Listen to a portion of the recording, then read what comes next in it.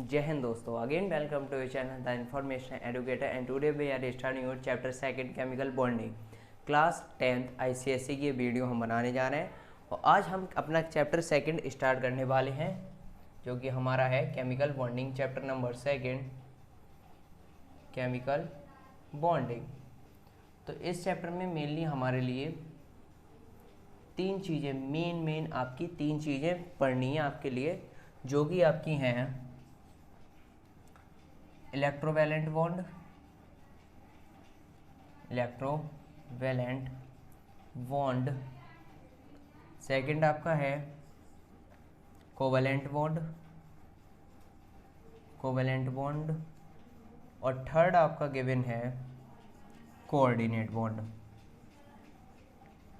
तो मेन आपके बस पूरे चैप्टर में यही तीन आपके बॉन्ड पढ़ने हैं।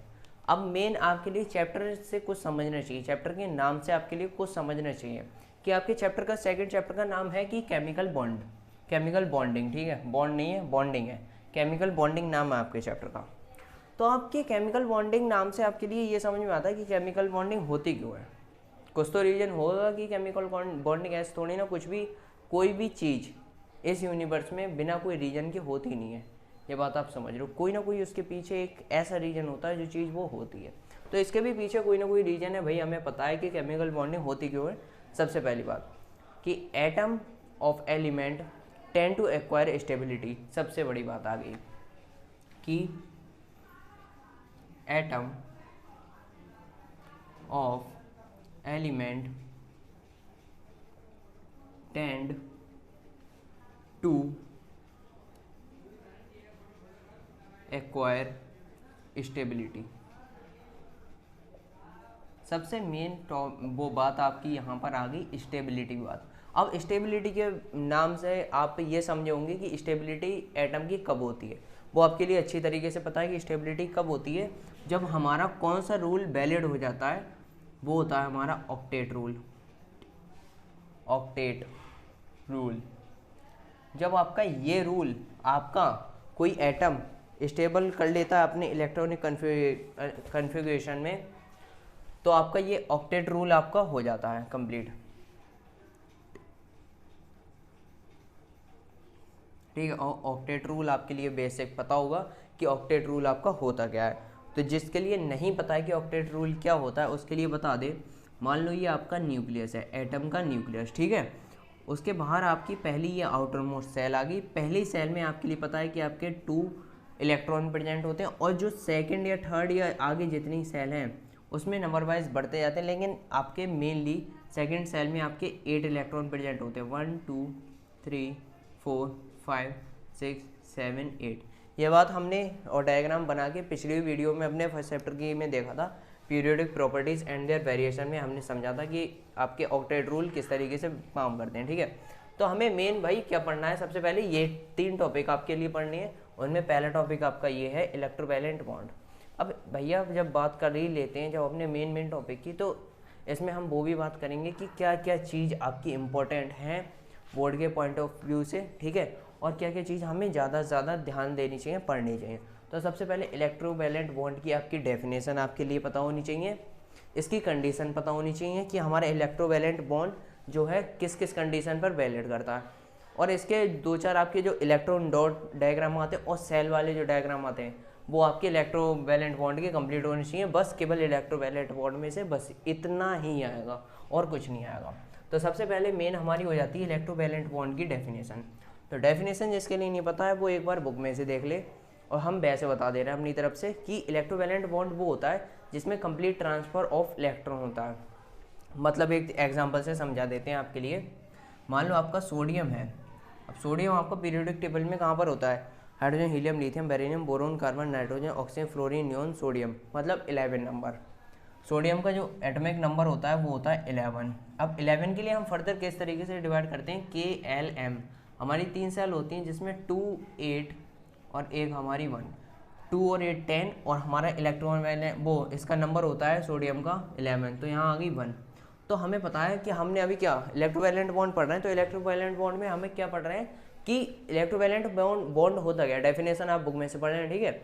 इलेक्ट्रोवैलेंट बॉन्ड वो होता है जो अपना हमारा एक एटम कंप्लीट ट्रांसफ़र वन और मोर इलेक्ट्रॉन का कर दे, मतलब यहाँ से हमारे पास क्या चीज़, एक इलेक्ट्रॉन फालतू है, क्योंकि हम अगर ये इसे ही देखो, या तो हमारे पास दो ऑप्शन है जो सभी बताते होंगे आपके पास, कि या तो हम 7 इलेक्ट्रॉन के लिए गेन कर लें यहाँ पर, तब हमारा 8 हो जाएगा, या हम इस एक के लिए हटा दें तो हमारा ये लास्ट सेल रह जाएगी, उसमें 8 ऑक्टेट रूल हमारा कंप्लीट हो जाए। तो मेन हमारे लिए सबसे इजी यही पड़ता है कि हमारे पास 1 है तो हम इस 1 के लिए हटा दें, और Na हमारा सोडियम जो है वो अपना एक कंप्लीट ट्रांसफ़र कर देगा, तो एक इसने ट्रांसफ़र कर दिया अपना इलेक्ट्रॉन, तो इसके लिए हम क्या लिख सकते हैं, Na+। और जो हमारा ट्रांसफ़र करता है इलेक्ट्रॉन उसके लिए कहते हैं हम कैटायन, मतलब आप इस तरीके से समझ सकते हैं, पॉजिटिव के लिए हम कहेंगे कैटायन और नेगेटिव के लिए कहेंगे एनायन। अब पॉजिटिव में आपने ये देख लिया, अब क्लोरीन में आप देख लो, क्लोरीन में भाई हमारे पास कितने एक्स्ट्रा होते हैं, क्लोरीन में हमारे लिए एक इलेक्ट्रॉन की ज़रूरत होती है, उसमें हमारे लास्ट में 7 इलेक्ट्रॉन होते हैं, ठीक है। अब hydrogen, helium, lithium, beryllium, boron, carbon, nitrogen, oxygen, fluorine, neon, sodium, magnesium, aluminium, silicon, phosphorus, sulphur, chlorine, मतलब 15, 16, 17 नंबर पर आपका क्लोरीन आता है, ठीक है। तो हम इसके लिए भी लिख सकते हैं KLM2 8 नहीं 8 नहीं, यहाँ पर 7, ठीक है। तो ये हमारा लास्ट में 7। अब हमारे पास इसमें भी एक कंडीशन है और इसके पास था 1 एक्स्ट्रा, और हमारे पास इसके पास एक कंडीशन है, ठीक है। अब पहले आप इसमें देख लो कि इसमें पहले 1 है लास्ट में, और हमारे पास ये ऑप्शन थे इसमें कि दो, या तो हम 7 गेन कर लें या 1 लूज़ कर दें, तो हमारे पास इजी ऑप्शन यही था कि 1 लूज़ कर दें, 7 गेन करना हमारे लिए हार्ड बन जाता। अब यहाँ हमारे लिए क्या ईजी बनना है कि एक इलेक्ट्रॉन हम गेन कर लें किसी से, या हम अपने साथ के साथ खो दें, तो हमारे पास इजी ये बनना है कि हम एक इलेक्ट्रॉन अपना गेन कर लेते हैं, तो बस Cl एक इलेक्ट्रॉन गेन कर लेगा, ठीक है, इलेक्ट्रॉन, ठीक है, तो हमारे पास Cl के पास आ जाएगा नेगेटिव चार्ज। अब अगर ये 2 इलेक्ट्रॉन गेन करता तो 2 आ जाते हैं, ठीक है। इस तरीके से मतलब आपके पॉजिटिव के लिए हम कैटायन कह देते हैं, नेगेटिव के लिए एनायन, इसी चीज़ के लिए आपको बताया गया है इलेक्ट्रोवैलेंट बॉन्ड में। और डेफिनेशन आपकी वही बात कि आप पढ़ लेना, a bond formed by complete transfer of a valence electron from one atom to another atom to complete its octet rule, ठीक है, डेफिनेशन बता दी। बहुत इजी सी बात है भाई, इलेक्ट्रोवैलेंट बॉन्ड आराम से कोई भी समझ सकता है कि हमारे लिए सीधी सीधी बात पता लग जाती है। इलेक्ट्रोवैलेंट बॉन्ड हमारा वो बॉन्ड होता है जिसमें हम कंप्लीट ट्रांसफ़र कर देते हैं। बात ये आती है कंप्लीट ट्रांसफ़र, इसमें इसलिए मेन इसमें ये वर्ड यूज़ क्यों करा जा रहा है, क्योंकि इसमें शेयरिंग नहीं होती है, बिल्कुल भी शेयरिंग नहीं होती, या तो हम पूरा ले वो दे देंगे इलेक्ट्रॉन, या पूरे इलेक्ट्रॉन हम ले लेते हैं, ठीक है। तो इसमें कंप्लीट ट्रांसफ़र होता है, चाहे पॉजिटिव से चाहे नेगेटिव से। बस आपके लिए यही इसमें पढ़ना था कि इलेक्ट्रोवैलेंट बॉन्ड में होता क्या। अब इलेक्ट्रोवैलेंसी आपका एक नया वर्ड आ जाता है इसी में, इलेक्ट्रोवैलेंट बॉन्ड में आपका एक इलेक्ट्रोवैलेंसी।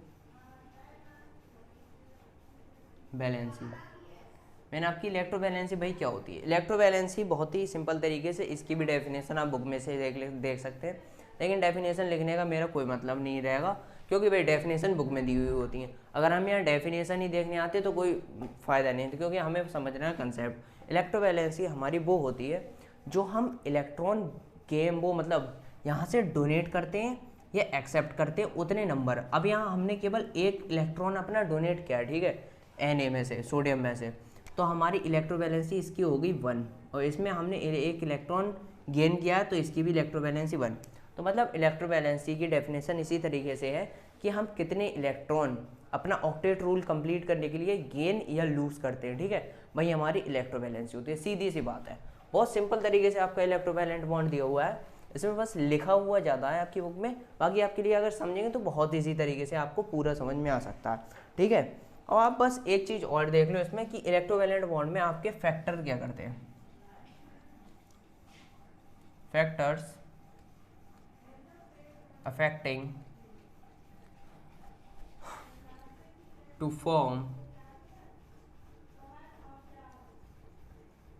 इलेक्ट्रोवैलेंट बॉन्ड, ठीक है। तो मतलब आपके कौन कौन से फैक्टर इस पर डिपेंड करते हैं। फैक्टर ऑन विच, आप इस तरीके से भी लिख सकते हैं, factor on which electrovalent depend, ठीक है, factor affecting to form electrovalent bond, बात एक ही है। तो इस पे मेन हमारे 3 फैक्टर डिपेंड करते हैं। अब भैया कौन कौन से मेन 3 हमारे जो है फैक्टर डिपेंड करते हैं, तो इसमें देखो आपकी जो पहला आपका फैक्टर है उसमें आपकी लो आयोनाइजेशन एनर्जी होनी चाहिए, लो आयोनाइजेशन एनर्जी, वो भी किसकी, इलेक्ट्रो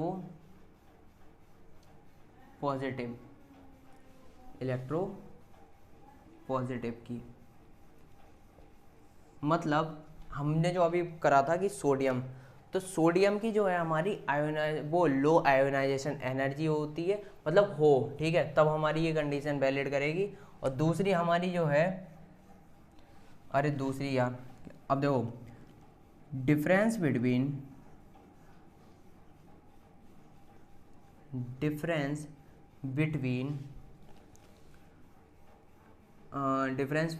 एटम्स, जो हमारे Na और Cl अभी हमने बताया था, उन दोनों में डिफरेंस उनके इलेक्ट्रोनिगेटिविटी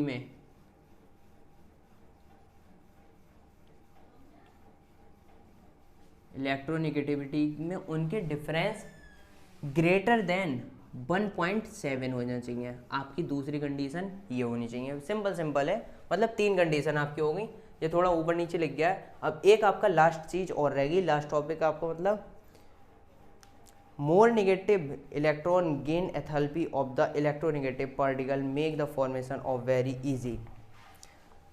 दो मेन यार, आप इसके 2 ही या 3 पार्ट मतलब याद कर सकते हो। पहला हो गया लो आयोनाइजेशन एनर्जी आपकी इलेक्ट्रोपॉजिटिव की, ठीक है, और दूसरी आपकी होगी डिफरेंस बिटवीन इलेक्ट्रोनेगेटिव बाउंडेड, जो आपके 2 Na और Cl बने थे उनकी ग्रेटर देन 1.7 से ज़्यादा होनी चाहिए, क्या चीज़, इलेक्ट्रोनेगेटिविटी। दूसरा आपका फैक्टर ये होना चाहिए, ये फैक्टर, और more negative electron gain enthalpy of the electronegative particle make the formation of anion very easy. इसके लिए ज़्यादा वैसे कोई ज़रूरत नहीं है, फैक्टर आप 2 भी लिख सकते हैं, इससे भी आपका कोई फर्क ज़्यादा नहीं पड़ेगा, ठीक है। तो मेन आपके ये 2 फैक्टर हो गए, इजी तरीके से पूरी हम अपना चैप्टर बहुत ही आसानी से समझ के निपटा देंगे इसी वीडियो में, ठीक है, और बहुत ही कम टाइम में। अब देखो मेन आपके ये हो गए, और एक चीज़ इसकी आगे बढ़ते जाएंगे, उससे पहले हम एक अपना वो कर लेते हैं कि दो डायग्राम वगैरह, ठीक है, क्योंकि इसके डायग्राम भी ज़रूरी है। NaCl वगैरह जो भी आपके डायग्राम ये दिए हुए हैं, तो सबसे पहले उनकी बात कर लेते हैं। आपके डायग्राम भी 2 तरीके से बेस्ड होते हैं, ठीक है। सबसे पहला आपका डायग्राम होता है इलेक्ट्रॉन डॉट डायग्राम, और सेकंड आपका होता है सेल डायग्राम। मतलब दोनों तरीके से आपके एग्जाम में पूछ सकते हैं, इसीलिए हम आपके लिए दोनों तरीके से बना के दिखा रहे हैं। अब इलेक्ट्रॉन डॉट डायग्राम, वो भी किसका, पहले देख लेते। सबसे पहले अभी बात की थी NaCl, और हमने पता कर लिया था कि Na ने हमारा 1 इलेक्ट्रॉन डोनेट किया था और Cl ने हमारा 1 इलेक्ट्रॉन गेन किया था, ठीक है। ये डोनेटर था, ये एक्सेप्टर था। तो हम Na में किस तरीके से लिख सकते हैं, हम लिखेंगे Na, यहाँ पर हम अपनी बिंदी बना देंगे, ठीक है, डॉट करके, क्योंकि इलेक्ट्रॉन डॉट स्ट्रक्चर चल रहा है ना, तो हम अपने Na पर डॉट लगा देंगे। तो इस तरीके से हम कैसे लिख सकते हैं।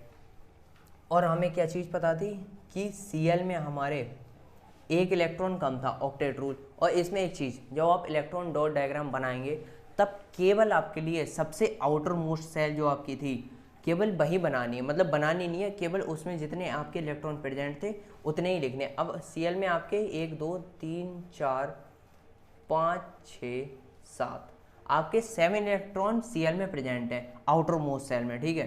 तो आप उसमें केवल 7 इलेक्ट्रॉन डॉट ही बनाएंगे, ठीक है। और Na में हमारा 1 प्रेजेंट है, तो इसमें हमने 1 बना दिया। और हमारा जो है ये 1 इलेक्ट्रॉन इधर आ जाएगा, कंप्लीट ट्रांसफ़र होगा, शेयरिंग नहीं होगी, ठीक है। यहाँ लिख देते हैं हम कंप्लीट ट्रांसफ़र ऑफ इलेक्ट्रॉन, ठीक है।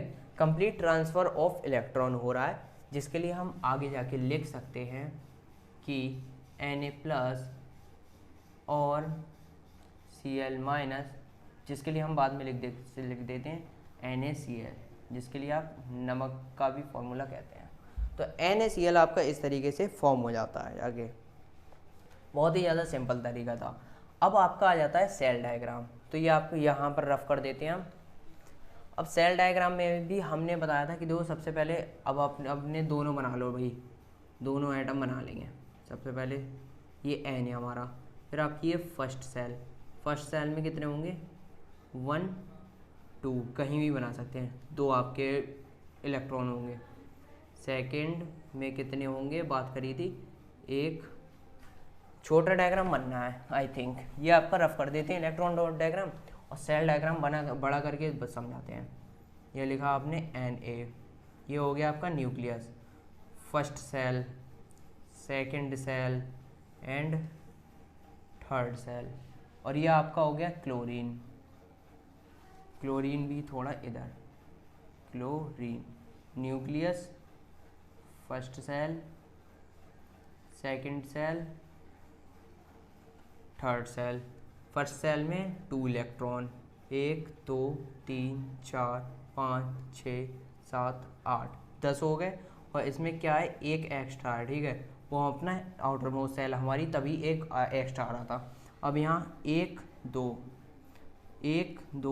3 4 5 6 7 8, ठीक है, 8 यहाँ हो गए।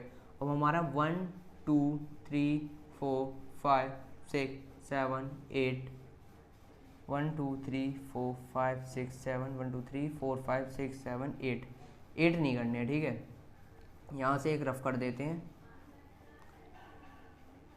और हमारे कितने बजे 1 2 3 4 5 6, और एक बना लेते हैं यहाँ 7, ठीक है।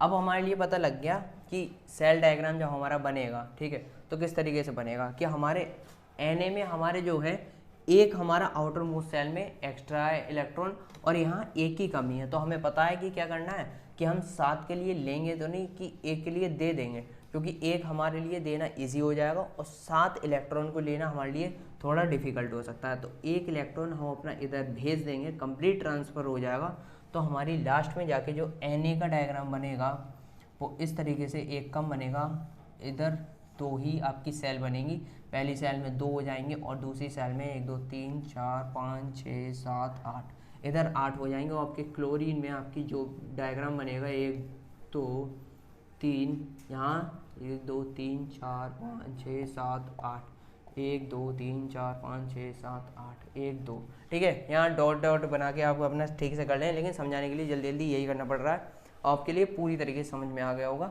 यहाँ एक एक्स्ट्रा था तो एक इन्होंने इधर सेंड कर दिया, फिर आपके पास इसमें बचे, यहाँ फर्स्ट सेल में आपके 2 हैं और सेकंड सेल में आपके 8 इलेक्ट्रॉन आ गए, यहाँ आपके फर्स्ट सेल में 2, सेकंड में 8 और लास्ट में भी 8, तो हमारे यहाँ ऑक्टेट रूल कंप्लीट हो गया। तो हम अपना यहाँ NaCl लिख सकते हैं, ठीक है, हमने NaCl का अपना डायग्राम बना के सेल और डॉट डायग्राम में दोनों में देख लिया। और मेनली आपके मैं बता देता हूँ कि मेन आपके ज़्यादा से ज़्यादा इस चैप्टर में से डायग्राम ही बनाने के लिए आते हैं, ठीक है, मेन आपके ज़्यादा से ज़्यादा डायग्राम बनाने के आएंगे और ज़्यादा कुछ नहीं आता। और MgCl2 मैग्नीशियम क्लोराइड, एक इसका भी डायग्राम देख लेते हैं। अब मैग्नीशियम आपका कितना होता है, hydrogen helium lithium beryllium boron carbon nitrogen oxygen fluorine neon sodium magnesium aluminium silicon phosphorus sulphur chlorine 15 16 17। Magnesium आपका हो गया 12, ये हो गया 17। अब कुछ समझ में आ गया होगा। अब यहाँ हम जब MgKLM करेंगे तो 2 8 2y और Cl हमारा 2 है, पहले यहाँ देख लेना, ठीक है, Cl का 2, तो KLM, ठीक है। अब यहाँ 17 2 8 7 और यहाँ 2 8 7, जिसके लिए थोड़ा शुरू में अगर डिफ़िकल्ट लग रहा था कि देखने में फॉर्मूला से कि हाँ हमने देख लिया कि MgCl2।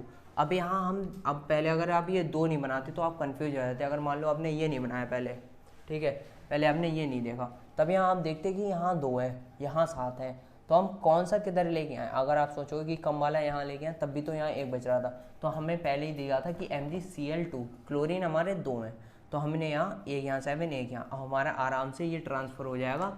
तो Mg के पास हमारे पॉजिटिव 2 चार्ज आ जाएंगे, Mg हमारा जो है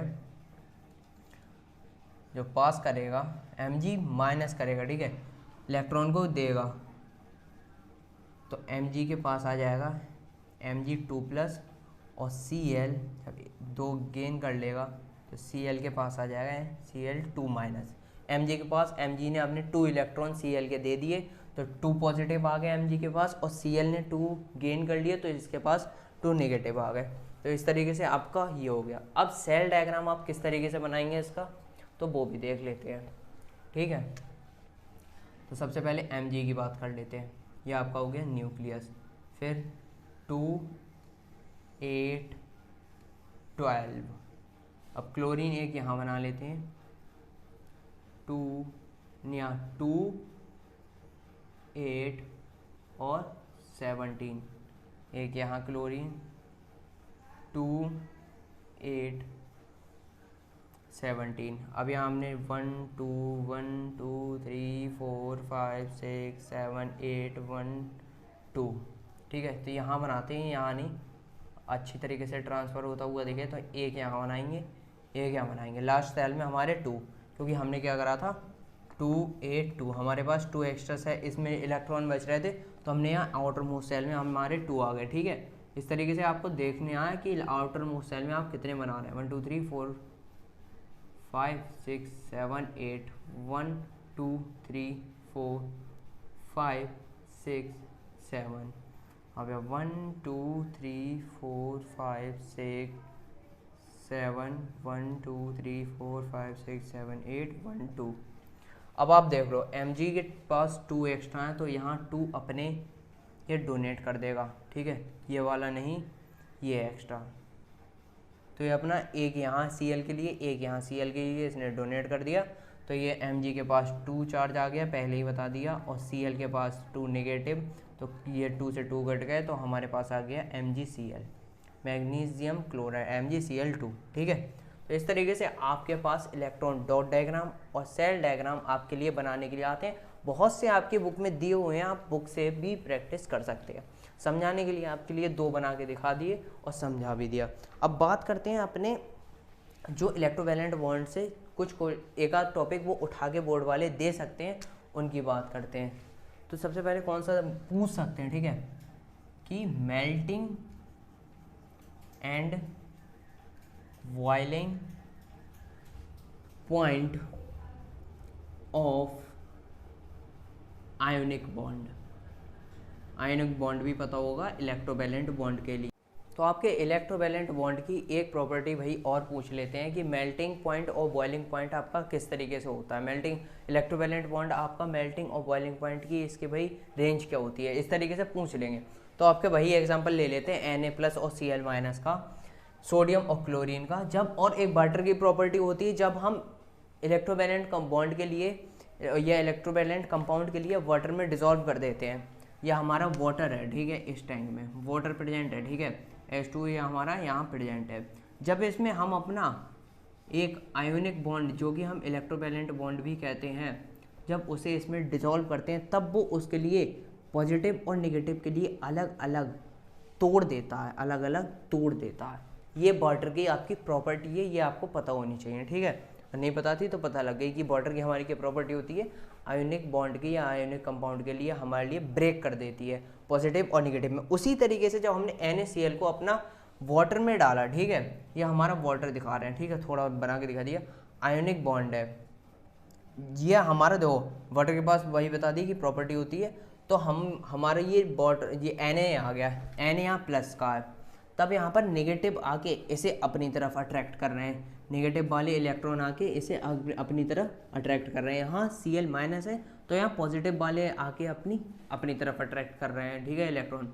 ये अलग हो जाते हैं बाद में जाके वाटर में, तो उसी के लिए कहते हैं कि इसकी मेल्टिंग और बॉइलिंग पॉइंट थोड़ी ज़्यादा होती है, ठीक है, मेल्टिंग और बॉइलिंग पॉइंट इसकी ज़्यादा होती है। क्यों होती है? क्योंकि ये पॉजिटिव और नेगेटिव चार्ज से बने हुए होते हैं, तो इसी वजह से इसकी मेल्टिंग पॉइंट और बॉइलिंग पॉइंट बहुत ज़्यादा होती है, ठीक है। किसकी वजह से? इंटर आयोनिक की वजह से। इंटर आयोनिक वजह से आपकी जो मेल्टिंग और बॉइलिंग पॉइंट होती है वो कुछ ज़्यादा ही होती है, ठीक है। अब इसी में आपका एक क्वेश्चन और भी जोड़ देते हैं कभी कभी कि दूसरा टॉपिक, ये आपका सेकंड टॉपिक है कि कंडक्शन ऑफ इलेक्ट्रिसिटी का भैया इसमें क्या रोल होता है, मतलब कि क्या हमारे इलेक्ट्रोवैलेंट बॉन्ड है वो क्या इलेक्ट्रिसिटी भी कंडक्ट करते हैं? तो भाई आपकी जानकारी के लिए बता दें कि इलेक्ट्रिसिटी ये कंडक्ट करते हैं, लेकिन किस केस में? इसके लिए भी कुछ भाई आपके केसेस होते हैं, जैसे कि ये इलेक्ट्रिसिटी कंडक्ट करेंगे लेकिन किस केस में नहीं करेंगे उसकी बात कर लेते हैं। ये इलेक्ट्रिसिटी कंडक्ट नहीं करते हैं इन सॉलिड स्टेट, ये जब सॉलिड स्टेट में होंगे तब ये इलेक्ट्रिसिटी कंडक्ट नहीं करेंगे। जब ये मेल्ट हो जाएंगे या बॉयल हो जाएंगे, ठीक है, मेल्ट हो जाएंगे या बॉयल हो जाएंगे, जब इन्हें उबाल दोगे या मेल्ट कर दोगे तब भाई ये इलेक्ट्रिसिटी कंडक्ट कर देते हैं, क्योंकि इनके बीच में, वरना इस सॉलिड स्टेट में इनके बीच में बस क्या लिख देना, फोर्स ऑफ अट्रैक्शन बहुत ज़्यादा होती है। किस वजह से? बता दिया है कि नेगेटिव पॉजिटिव दो चार्ज जब अपने आप पकड़ लेते हैं एक दूसरे को तो बहुत ज़्यादा स्ट्रॉन्ग इलेक्ट्रोस्टैटिक या फोर्स ऑफ अट्रैक्शन आप कह सकते हैं बहुत ज़्यादा होता है इनके बीच में। तो ये सॉलिड स्टेट में इलेक्ट्रिसिटी कंडक्ट नहीं कर सकते हैं। लेकिन अगर क्वेश्चन आ जाए कि इलेक्ट्रोवैलेंट बॉन्ड क्या आपके इलेक्ट्रिसिटी कंडक्ट करते हैं, वो भी अगर वो या तो बताएं कि सॉलिड स्टेट में, तो आपको बताया है कि सॉलिड स्टेट में वो इलेक्ट्रिसिटी कंडक्ट नहीं करते। अगर वो लिख दें कि एक्वस स्टेट में या उन्हें जब मेल्ट कर दें, बॉयल कर दें, उसके बाद वो क्या इलेक्ट्रिसिटी कंडक्ट करेंगे, तो आप कह सकते हैं कि हाँ बिल्कुल करेंगे। मेल्ट होने के बाद वो अपनी इलेक्ट्रिसिटी बहुत अच्छे तरीके से कंडक्ट करते हैं। ये गुड कंडक्टर ऑफ इलेक्ट्रिसिटी होते हैं, लेकिन सॉलिड स्टेट में नहीं होते। ये बात आपको बहुत अच्छी तरीके से पता होनी चाहिए। अब बात करते हैं अपने अगले टॉपिक की, मेन टॉपिक की, जो बात कर रहे थे कोवेलेंट बॉन्ड की। कोवेलेंट बॉन्ड की वही बात कहूँगा जो अभी कही थी कि डेफिनेशन अपनी देख लेना बुक में से, जिसके लिए डेफिनेशन नहीं समझ में आएगी उसके लिए बता देंगे। और इसमें मेन बात क्या है, डेफिनेशन तो हो ही जाएगी, मेन बात क्या है कि ये किस एटम के बीच में फॉर्म होते हैं, किन किन तरीके के एटम के बीच में, नॉन मेटल और नॉन मेटल। नॉन मेटल तो लिख दिया आपने, लेकिन भैया ये एरो क्यों बनाया? ताकि समझ लो कि ये शेयरिंग है। अब यहीं से आपकी डेफिनेशन निकलती आएगी, और वो भी किस तरीके की शेयरिंग है, इक्वल शेयरिंग। आपके वो कोवेलेंट बॉन्ड आपके वो होते हैं जो दो नॉन मेटल, पहली बात दो नॉन मेटल के बीच में बनेंगे, और ये कंप्लीट ट्रांसफ़र ऑफ इलेक्ट्रॉन या ट्रांसफ़र ऑफ इलेक्ट्रॉन नहीं होते, ये शेयरिंग ऑफ इलेक्ट्रॉन होते हैं। मतलब एक इलेक्ट्रॉन, एक एटम आपका अगर दो या एक इलेक्ट्रॉन दे रहा है, अगर ये आपका पहला एटम है वो आपके दो इलेक्ट्रॉन दे रहा है और दूसरा भी दो इलेक्ट्रॉन दे रहा है, तब जाके वो कंबाइन हो रहे हैं, तो वो शेयरिंग हुई, बीच में जाके वो दोनों शेयर कर देंगे। यहाँ से एक एटम ये है, एक एटम ये है, अगर इसने दो अपने इलेक्ट्रॉन दिए तो हम यहाँ पर दो डंडे बना देंगे ऐसे, ठीक है, डंडे ही मान लो। और यहाँ पर अगर इन्होंने एक इलेक्ट्रॉन दिया तो इस तरीके से हम यहाँ एक डंडा बना दें। तो इस तरीके से हम यहाँ रिप्रेजेंट करते हैं, अपने अभी डायग्राम भी बनाएंगे इसी के बेस पर। तो बस मेन इसकी बात यही थी, डेफिनेशन आप बुक बेस से देख सकते हैं कि transfer of electron between two non metals, ठीक है, sharing of electron between two non metal to form octet rule, ठीक है। इसी तरीके से आप ये डिफाइन कर सकते हैं। लेकिन इसकी तीन चीज़ें आती हैं मेन, जैसे ये तीन पार्ट में डिवाइड होता है, single covalent bond, double covalent bond, और आपका थर्ड आ गया ट्रिपल कोवेलेंट बॉन्ड। आप तो हो ही समझदार, खुद लिख लिया होगा इतनी देर में तो, ठीक है। Single covalent, double covalent, triple covalent, इसका मेन दो मोटिव क्या होता है देने का, इनका मेन मोटिव यही है कि आपके एग्जाम में दे देंगे कि सिंगल कोवेलेंट बॉन्ड का एक हमारे लिए इलेक्ट्रॉन डॉट डायग्राम या सेल डायग्राम बना के दिखा दो, डबल का ऐसे ही ट्रिपल का, बस इसीलिए समझाना है आपके लिए। और बस आपको यही समझना है कि इसके मेन डायग्राम ही होते हैं, ठीक है, कि आपके जब एक आपकी डंडा, वो अभी बताया था मैंने इस तरीके से एटम के बीच में एक डंडा है सिंगल, दो डंडे हो गए डबल, ये हो गया आपका triple, single double triple covalent bond. इस तरीके से आपके ये आपके तीनों बॉन्ड हो जाते हैं। उसके लिए हम एक एक एग्जांपल ले लेते हैं। जैसे आपका हाइड्रोजन, पहली आपकी हाइड्रोजन गैस, हाइड्रोजन के गैस के पास आउटर मोस्ट सेल के पास एक इलेक्ट्रॉन होता है। यहाँ पर हमारी हो गई शेयरिंग, नॉट ट्रांसफरिंग, ठीक है, शेयरिंग हुई है, वो भी सिंगल कोवेलेंट। अब आपकी आ गई यहाँ पर ऑक्सीजन गैस, ऑक्सीजन हमारे 8 होते हैं नंबर, तो मतलब इसका एटॉमिक नंबर 8 होता है। जब इसे डिवाइड करते हैं 2 और 6 आता है, तो हमारे लिए यहाँ 2 इलेक्ट्रॉन की ज़रूरत होती है। तो हम यहाँ 2 इलेक्ट्रॉन की जब ज़रूरत है तो हम किस तरीके से करेंगे कि ऑक्सीजन, जब आपको ये भी पता होगा कि आउटर मोस्ट सेल हम अपनी यहाँ पर शो करते हैं, ठीक है, 1 2 3 4 5 6, यहाँ पर 1 2 3 4 5 6, या यहाँ पर आप ये दो अपने डॉट यहाँ पर शो करो ताकि अच्छी तरीके से। अब ये दो अपने इलेक्ट्रॉन यहाँ पर क्या किया इन्होंने, शेयर किए, नॉट ट्रांसफरिंग। अब यहाँ पर इसी तरीके से आपकी नाइट्रोजन गैस, जिसके लिए हम अपने 1 2 3 4 नहीं 1 2 3 4 5 और 1 2 3 4 5, ठीक है। अब यहाँ आपके 3 इलेक्ट्रॉन ट्रांसफ़र हुए, तो ये भी आपकी शेयरिंग हुई। तो मतलब आपके देखो बता दिया कि इसमें केवल आपके लिए डायग्राम बनाने हैं, वो भी आपके किसी इन्हीं 3 चीज़ों पर आपके दे सकते हैं कि single double triple covalent bond पर ये वाला हमारे लिए डायग्राम बना के दे दो, या वो देंगे नहीं, नाम नहीं दे सकते हैं, या वो कह देंगे कि इन पर आपके लिए हमारे लिए डायग्राम बना के देना है। तो मेन बात आपकी जो जो कोवलेंट बॉन्ड की थी वो सारी हो गई है। डेफिनेशन आप वही बात की बुक में से देख लेना। अब इसमें 2 मेन टॉपिक आते हैं जो कि हैं मेन, कुछ बच्चों के लिए मेन नहीं होते हैं क्योंकि उन्हें तुरंत समझ में आ जाता है, जिनके लिए नहीं समझ में आता है उनके लिए बहुत देर हो जाती है। देर किस तरीके की, मतलब समझने में, वैसी कोई देर नहीं। पोलर कोवलेंट बॉन्ड, इनका बस सीधा मेन मोटिव यही होता है। इसमें जब हम 2 एटम के लिए अपने शेयरिंग करते हैं तब इसमें कोई चार्ज नहीं आता है, और इसमें जब हम अपना एटम एक दूसरे से मतलब शेयर करते हैं, ठीक है, ये एटम ने इससे कोई चीज़ अपनी शेयर करी, मतलब इलेक्ट्रॉन ही शेयर करेंगे और क्या ही चीज़ शेयर करेंगे वो पता है यार। जब अपने एक इलेक्ट्रॉन, वो एक एटम ने अपने दूसरे एटम से कुछ भी इलेक्ट्रॉन मतलब इलेक्ट्रॉन शेयर किए, तब उस पर कोई ना कोई छोटा सा या पॉजिटिव या नेगेटिव चार्ज आ जाता है। उसी के लिए हम पोलर कोवेलेंट कहते हैं, और जिस पर चार्ज नहीं आता है उसे हम नॉन पोलर कहते हैं। इक्वल हमारी यहाँ शेयरिंग होती है या हमारी इक्वल शेयरिंग नहीं होती है, यहाँ पर हम डेल लगा के अपना नेगेटिव या डेल लगा के अपना पॉजिटिव साइन लगा देते हैं जिस भी तरफ होता है। ये क्यों होता है ये भी जान लेते हैं, क्योंकि देखो अब हमारे हर एटम में न्यूक्लियस प्रेजेंट है। यहाँ पर हमारे न्यूक्लियर चार्ज दोनों में बराबर होता है, चाहे सिंगल डबल ट्रिपल कोई सी कोवेलेंट बॉन्ड हो। अगर वो नॉन पोलर कोवेलेंट का केस है तब वहाँ पर न्यूक्लियर चार्ज जो है इक्वल रहेगा दोनों में, ये बात ध्यान रखनी है। यहाँ पर जब हम बात करते हैं पोलर कोवेलेंट बॉन्ड की, तो हमारे एक एटम का जो है न्यूक्लियर चार्ज कुछ ज़्यादा हो जाता है, और दूसरे या एक एटम या दो एटम कितने के भी साथ वो अपना कर सकते हैं ऑक्टेट रूल कंप्लीट।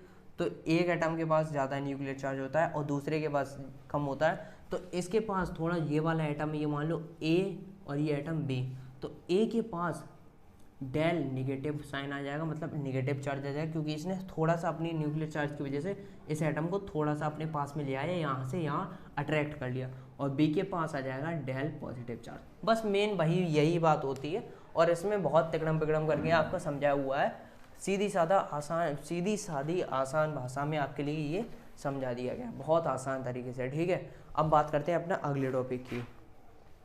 अब भाई बात हो गई condition to form covalent bond, जैसे हमने अभी बात की थी कि कंडीशन फॉर इलेक्ट्रोवैलेंट बॉन्ड और कंडीशन फॉर कोवेलेंट बॉन्ड। अब बात करते हैं कंडीशन फॉर कोवेलेंट बॉन्ड की। तो भाई कोवेलेंट बॉन्ड की अपनी बात करेंगे। देखो इसमें सारी चीज़ भाई आपकी हाई ही होती हैं, मतलब कौन कौन सी चीज़ भैया हाई होती हैं, तो हाई इसमें आयोनाइजेशन, इलेक्ट्रोनेगेटिविटी, इलेक्ट्रॉन एफिनिटी, इस तरीके से लिख के ही दे देते हैं, ठीक है। आपकी पहली टी बी टी, सेकेंड इलेक्ट्रो एफिनिटी, और तीसरी आयोनाइजेशन एनर्जी, आयोनाइजेशन एथैल्पी भी आप कहते हैं। चौथा पॉइंट बाद में बताएंगे। कंडीशन आपकी वो दो इलेक्ट्रोवैलेंट बॉन्ड की अलग थी, इसकी अलग होंगी क्योंकि वही बात भी है, क्योंकि वो हमारा मेटल नॉन मेटल के बीच में फॉर्म हो रहा था हमारा, और ये कोवैलेंट बॉन्ड हमारा नॉन मेटल के बीच में फॉर्म होता है। कंडीशन ये है कि इलेक्ट्रोवैलेंट बॉन्ड की इलेक्ट्रोनेगेटिविटी दोनों एटम की, जो भी दो एटम हमारे फॉर्म हो रहे हैं, एक एटम ये एक एटम ये, दोनों एटम की जो है इलेक्ट्रोनेगेटिविटी ज़्यादा होनी चाहिए, इलेक्ट्रॉन एफिनिटी भी ज़्यादा होनी चाहिए, आयोनाइजेशन एनर्जी भी हाई होनी चाहिए। मतलब तीनों चीज़ों के लिए ये कह रहा है, ये तीनों आपकी हाई होनी चाहिए। मेन मोटिव यही है इसका कहने का।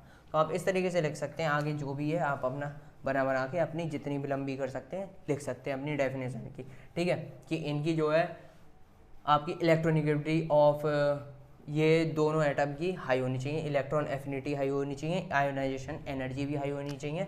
और एक चीज़ यार उसमें हमने बताई थी कि difference between electronegativity of two atom जो आपके बन रहे थे उनमें ग्रेटर देन आपका जो होना चाहिए 1.7, इसमें जो आपकी होनी चाहिए electro negativity difference between two atom, यहाँ लिख दे रहे हैं, शुड बी 0 और नेग्लिजिबल, ठीक है। तो आपकी ये कंडीशन होगी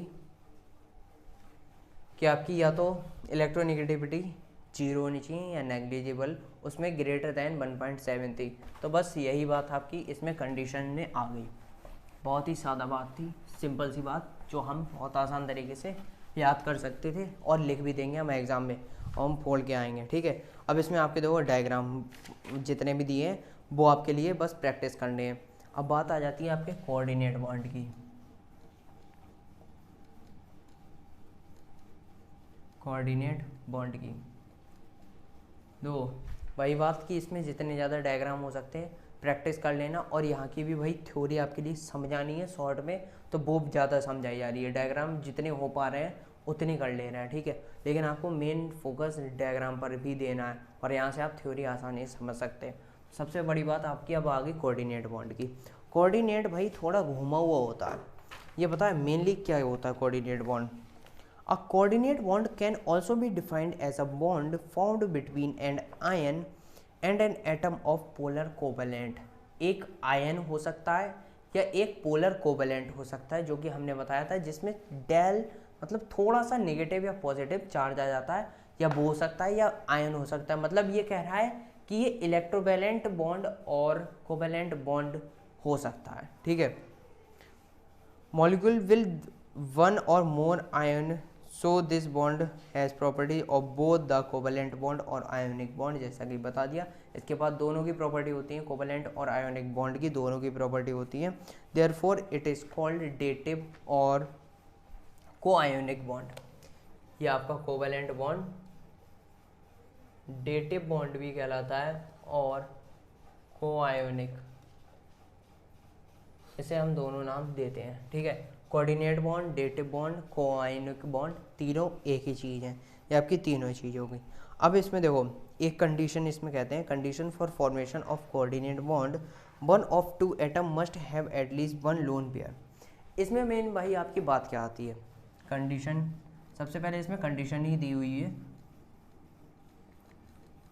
condition for formation of coordinate bond. तो भाई मेन आपकी कंडीशन क्या है इसमें कि one of two atom should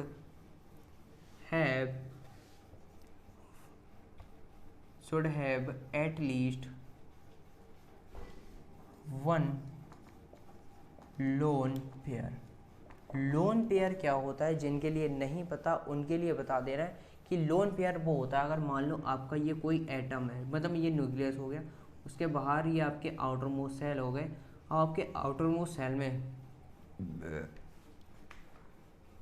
जो लोन पेयर दो बचते हैं, यहाँ मान लो आपके 2 इलेक्ट्रॉन बचे हुए हैं, यहाँ आपके 8 कंप्लीट है, यहाँ आपके 2 कंप्लीट है, ये 2 बचे हुए हैं, इनके लिए हम कहते हैं लोन पेयर। जो एक्स्ट्रा आपके बचे हुए थे जो कोई काम के नहीं होते हैं, उनके लिए हम कह देते हैं लोन पेयर। किस तरीके से आप भैया आप कह सकते हैं इनके लिए, जैसे अब आप एक ऑक्सीजन का एग्जांपल ले लो, ठीक है। अब लेते हैं अपना एग्जांपल H2O का। H2O का एक एग्जांपल ले लिया। ऑक्सीजन में हमें पता है 1 2 3 4 5 6, आउटर मोस्ट सेल की बात हो रही है, 6 इलेक्ट्रॉन इनके बचते हैं लास्ट सेल में, ठीक है, मतलब आउटर मोस्ट सेल में। और हमारे हाइड्रोजन में एक हाइड्रोजन का होता है, एक दूसरे हाइड्रोजन का। अब पहले ने इससे अपना शेयरिंग कर ली, इसने इससे शेयरिंग कर ली, आपके ये 2 बचे, इन दोनों के लिए हम क्या कहते हैं, इन दोनों के लिए हम कहते हैं लोन पेयर। तो ये आपके हो गए लोन पेयर। इसी तरीके से जो देखो आपके वो शेयरिंग या ट्रांसफ़र इलेक्ट्रॉन में नहीं आए, उनके अलावा जो आपके इलेक्ट्रॉन बच जाते हैं आउटर मोस्ट सेल में, उनके लिए ही हम लोन पेयर कहते हैं, ठीक है। इतनी सी बात आपको समझ में आ गई होगी, बहुत आसान बात थी, ठीक है। तो आपके देखो बस इसमें अब आपके 2-3 डायग्राम दिए हुए हैं, वो भी आपको कर लेने हैं। लोन पेयर, शेयर्ड पेयर, यही बता रहे हैं, और कुछ नहीं है। देखो इसमें कोऑर्डिनेट बॉन्ड में आपको ये समझना था कि क्या होते हैं, इसकी कंडीशन बता दी कि एक के पास कम से कम लोन पेयर होना चाहिए, वो आपके लिए पता लग गया। और बस आपके 2-3 जो हैं इसके डायग्राम बचे हुए हैं, वो आप कर लेना, ठीक है। तो आज के लिए इतना ही हो गया, ठीक है। बाय बाय, टाटा, जय हिंद।